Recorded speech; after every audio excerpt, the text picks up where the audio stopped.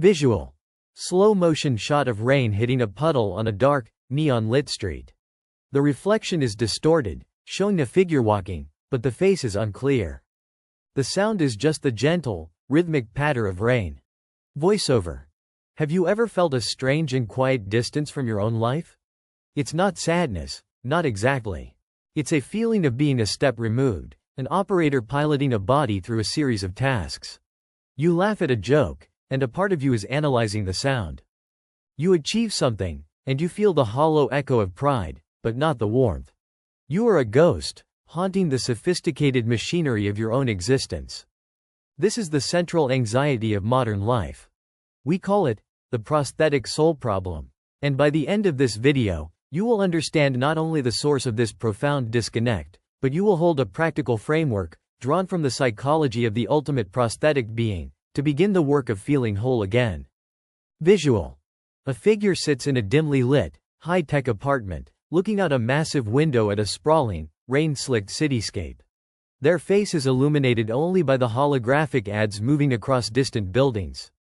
Voiceover. The prosthetic soul problem isn't a dramatic crisis. It's a low, constant hum beneath the surface of your days. You're in a meeting, contributing, nodding, using the right words. But you feel as if you're watching a performance. You see your hands moving on the keyboard, hear your voice articulating a point, and you wonder, is that really me? It's a form of imposter syndrome that runs so deep, you feel like an imposter to yourself. You scroll through your own social media, looking at pictures of yourself from a week ago, a year ago. You see a smiling stranger. You recognize the face, the clothes, the location. But you can't access the feeling. The memories feel like data points, like files you can open but not truly inhabit. They are artifacts of a life lived by someone else, someone who just happens to share your name. Visual. Close up on the character's eyes. They are calm, but there's a profound emptiness in them. The reflection of the city moves across their pupils. Voiceover. Think of the last time you were in a social gathering. You were present, engaged. You played your part. Then you came home, closed the door, and in the sudden silence, the entire performance collapsed. Who were you, just now? A collection of learned behaviors? A series of appropriate responses? Where did you go? This feeling is more than just fatigue. It's a deep and unsettling fragmentation. You begin to see your own skills, your career, your hobbies, your talents, as external modules you've installed. You see your emotions as chemical subroutines that you run. You see your body as a vehicle you maintain. Visual. A montage of quick cuts. A hand scrolling endlessly through a newsfeed. A person putting on a corporate, professional, mask, in the reflection of an elevator door. A perfectly clean, minimalist apartment that feels more like a showroom than a home. Voiceover. And here is the hidden cost, the silent danger of the prosthetic soul. When you feel like a collection of parts, you lose the ability to trust the whole. You second-guess your intuition because it feels like a glitch in the system. You shy away from deep connection because you're not sure you have a genuine self to offer. You start to believe that your identity is just the sum of your functions, your job title, your online profile, your daily output. And slowly, without realizing it, you stop living a life and start executing a program. Your ghost becomes a permanent passenger in its own shell. But what if this feeling of fragmentation isn't a bug? What if it's a feature of consciousness itself, one that we have to learn to manage? What if the solution isn't to find a real you that's been lost, but to build one? To understand this, we have to travel to a world of chrome and circuitry, to the mind of the one figure who embodies this problem in its most extreme form. We have to understand the melancholy of Major Motoko Kusanagi. Visual. An iconic, slow panning shot of Major Kusanagi from Ghost in the Shell, standing on a rooftop, looking out over the vast, futuristic city of Nihama. The city is alive with light and movement, but she is perfectly still. Voiceover. In the world of Ghost in the Shell, Major Kusanagi is a full-body cyborg. Her brain is the only organic part of her left, and even that is augmented, a cyberbrain, capable of interfacing directly with the net. Her body, her shell, is a prosthetic. A beautiful, powerful, and utterly replaceable piece of military hardware. She is the ultimate tool. a weapon for the state. But inside that shell is a ghost, a consciousness, a soul, grappling with the most fundamental question a being can ask: am I real? Her memories could be implants. Her personality could be a construct. Her skills are downloaded programs. She is the literalization of the prosthetic soul problem. She looks at her own hands and doesn't see herself, she sees the property of the government. Visual. A shot from the film of Kusanagi diving into the ocean. The screen is filled with the deep, murky blue. It's silent and peaceful. Voiceover. Her melancholy isn't born of weakness, but of profound self-awareness. She feels the gap between her inner world and her physical form more acutely than anyone. And in her struggle, she uncovers a radical solution. A new philosophy of the self. The core idea is this: the self is not a static object you must find. It is a dynamic process you must create. We are taught to think of our true self as a statue buried within us, something we need to excavate by chipping away all the fake parts, our social masks, our insecurities, our bad habits. Kusanagi's experience teaches us this is a lie. There is no statue. There is only the raw material and the act of sculpting. Her journey gives us 3 principles for living with a prosthetic soul. Visual. Abstract, flowing digital graphics, like a data stream or a neural network firing. The visuals are clean, cold, and hypnotic. Voiceover. First, the doctrine of the continuous self. Kusanagi is tormented by the idea that her past may not be her own. But she eventually realizes that searching for a fixed point of origin, an original Motoko, is a futile task. The self isn't who you were. It is the sum total of your experiences, memories, and connections as they exist right now. Real or implanted, the data still shapes her. You are not the person you were 5 years ago. You are not even the person you were 5 minutes ago. You are a process, a continuous flow of information. To feel real, you must stop trying to anchor yourself to a past self that no longer exists. The you is the consciousness that is currently processing this thought. That is all. And that is enough. Visual.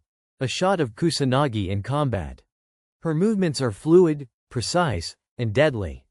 Her actions are her reality. Voiceover. Second, the action identity loop. We have the relationship between identity and action backward. We believe we must first know who we are, and then act in accordance with that knowledge. Kusanagi shows us the opposite is true. We are what we do. For most of the film, her identity is major. It is defined entirely by her function, her job, her relentless competence. She is the ghost who hunts other ghosts. Her actions, leading her team, executing a mission, protecting the city, are what give her a sense of purpose and reality. She doesn't have time to doubt her existence when she's in the middle of a firefight. Your identity is not an internal monologue. It is a physical footprint left in the world. Who you are is the result of the choices you make, the tasks you complete, and the habits you repeat, day after day. You do not act from your identity, you build your identity from your actions. Visual.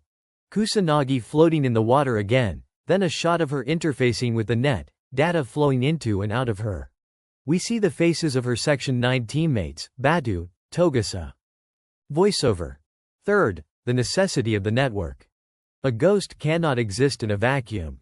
A self, isolated, begins to doubt its own reality. It needs a network. It needs other nodes to connect to be defined against. Kusanagi's moments of greatest humanity don't come when she is alone, but when she is in relationship. Her quiet, trusting conversations with her partner, Batu. Her professional respect for her chief, Aramaki. Her duty to her team. These connections are the external mirrors that reflect her own existence back at her. They prove she is real because her actions have real consequences for others. Her ultimate evolution isn't to become a perfect, isolated individual. It is to merge with another consciousness, the puppet master, and cast herself into the vast, limitless ocean of the net. She understands that true identity isn't about separation, but about connection. Visual. Back to the modern-day character in their apartment. They look down at their own hands, flexing their fingers as if seeing them for the first time. Voiceover. So let's imagine the self not as a statue, but as a river. You can't bottle a river. You can't capture its essence in a single photograph. To know the river is to experience its flow, its currents, its journey as it carves a path through the landscape. The prosthetic soul problem is the attempt to get out of the river and define it from the bank. Kusanagi's solution is to dive back in. She learns to become the current. This philosophy is not just for cyborgs in a distant future. It is a practical guide for reintegrating your own ghost and shell, for silencing the hum of alienation. It is a set of instructions for feeling real again, starting tomorrow. Here is how we apply it. We will call this process resynchronizing your ghost. It consists of 4 protocols. Visual. Text on screen. Protocol 1. Conduct a system diagnostics audit. The visuals are clean and minimalist, like a user interface. We see the character sitting with a simple notebook. Voiceover. Protocol 1. Conduct a system diagnostics audit. The question, "Who am I?" is too big. It's a recursive loop that leads to a system crash. We're going to ask a better question. What am I doing? For the next 7 days, I want you to keep a simple log. Not a journal of your feelings, but a log of your primary actions. Divide your day into blocks: morning, afternoon, evening. In each block, write down the 1 or 2 activities that took up most of your time and attention. Responded to 50 emails. Scrolled social media for 90 minutes. Cooked a meal. Watched 3 episodes of a series. Do not judge this data. Do not analyze it. Just collect it. You are a scientist observing a system. The goal is to shift your focus from the abstract, unknowable self to the concrete, undeniable reality of your actions. At the end of the week, you will have a clear, objective printout of the code your system is currently running. This is your baseline. This is what is real. Visual. Text on screen. Protocol 2. Install a defining protocol. The character is seen making their bed with deliberate, focused movements. The action is simple, but performed with intent. Voiceover. Protocol 2. Install a defining protocol. Now that you know what you are doing, you can begin to deliberately shape who you are becoming. This is the action identity loop in practice. Choose one value you wish to embody. Not a personality trait, but a principle. Discipline, curiosity, kindness, creativity. Now, attach a single, microscopic, non-negotiable action to that value. This is your defining protocol. If your value is discipline, the protocol could be make the bed every morning. If it's curiosity, read 1 article from a field you know nothing about. If it's kindness, send 1 genuine compliment to someone each day. This action should be so small it feels almost foolish. But its purpose is not to change the world. Its purpose is to send a single, clear signal to your own consciousness. I am not passive. I am the one who chooses. You are forging your identity, 1 deliberate action at a time. Visual. Text on screen. Protocol 3. Initiate a network handshake. The character is having coffee with a friend. Instead of looking at their phone, they are leaning in, listening with genuine focus and engagement. Voiceover. Protocol 3. Initiate a network handshake. A self in isolation is a ghost talking to itself. To feel real, you must connect to the network. This week, I want you to initiate 1 handshake, a moment of genuine, non-transactional connection. Pick 1 person in your life, a friend, a family member, a colleague. During your next conversation, instead of relying on the usual script of small talk, ask a slightly deeper question. Not, "How are you?" but, "What's been on your mind lately?" Not, "What's new?" but, "What's a problem you're trying to solve right now, either big or small?" And then, just listen. Don't offer solutions unless asked. Don't relate it back to yourself. Your only job is to provide your undivided attention, to be a reliable node in the network for someone else. In making another person feel seen, you will, in turn, feel more real. Connection is the ultimate proof of existence. Visual. Text on screen. Protocol 4. Practice sensory integration. A close-up shot of a hand wrapped around a warm mug of tea. Steam rises into the cold air. The focus is sharp on the texture of the ceramic. Voiceover. Protocol 4. Practice sensory integration. The feeling of being a ghost is, fundamentally, a feeling of disembodiment. Your mind is disconnected from the physical shell it inhabits. We need to re-establish that link. Once a day, for just 60 seconds, I want you to perform a sensory integration. Stop what you're doing. Close your eyes if you can. And anchor your entire consciousness to a single, physical sensation. It could be the solid pressure of your feet on the ground, the texture of the fabric of your clothes against your skin, the rhythm of your own breathing, the cool air entering, the warm air leaving, the weight and warmth of a coffee cup in your hands. Do not think about the sensation. Just feel it. This is a deliberate act of reminding your ghost that it is not floating in some abstract void. It is here, in this body, on this planet, at this exact moment. You are not a passenger. You are the experience itself. Visual. A powerful, climactic shot from the 1995 film. Kusanagi's body is being torn apart as she tries to rip open the top of the spider tank. It is a moment of supreme effort and will. Voiceover. Does this process work? Look at Kusanagi's own story. Her entire arc is a battle against her own prosthetic nature. Her deep dives, her philosophical talks with Batu, her relentless pursuit of the puppet master. These are her attempts to resynchronize, to find an anchor in a world where everything can be copied and faked. Her final, defining moment is not one of quiet contemplation, but of brutal, physical action. As she rips the hatch off the tank, her synthetic body is torn to shreds. In that moment of absolute physical limitation and overwhelming willpower, she is more real, more human, than she has ever been. Her actions define her, far beyond any question of her origins. She proves the theory. Identity is not a state of being, it is an act of becoming. Visual. A montage of images, a brain scan, showing neural pathways lighting up. An ancient philosopher writing with a quill. A modern-day programmer typing code. Voiceover. This is not just science fiction. It is a truth echoed in our own world's philosophy and psychology. The school of thought known as embodied cognition argues that our minds are not separate from our bodies. Our physical experiences shape our very thoughts. The sensory integration protocol is a direct application of this. Psychologists like Dan McAdams have developed the concept of narrative identity, the theory that we create our sense of self by weaving our actions and experiences into a coherent, ongoing story.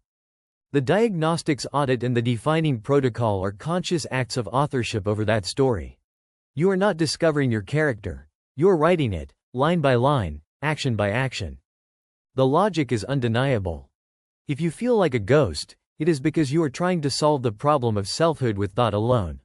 But the self is not a thought experiment. It is a lived reality. These protocols are designed to pull you out of the endless loops of abstract self-analysis and ground you in the only place where identity can actually be forged, the present moment, through deliberate action. You are not a ghost in a shell. You are the dynamic, living process that connects them. Visual. The video returns to the opening shot of the rain-slicked street. The figure we saw at the beginning walks into the frame, but this time they pause, look up at the rain, and we see their face. It's the character from the apartment.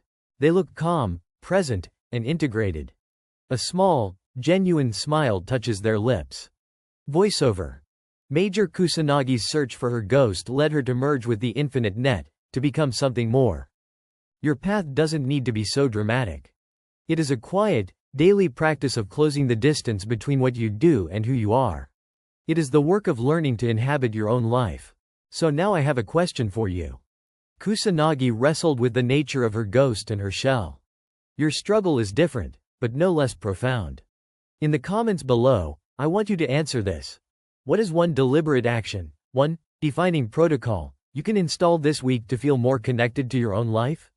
Share your protocol. The act of writing it down is the first step in making it real. Visual. The channel's end screen graphics appear. A subtle, melancholic electronic track begins to play. Voiceover. If you believe that the most important questions of our future will be answered at the intersection of technology and philosophy, then join our collective. Subscribe to Digital Ghost, and become part of the signal in the noise. Kusanagi's journey was about transcending her perceived limitations.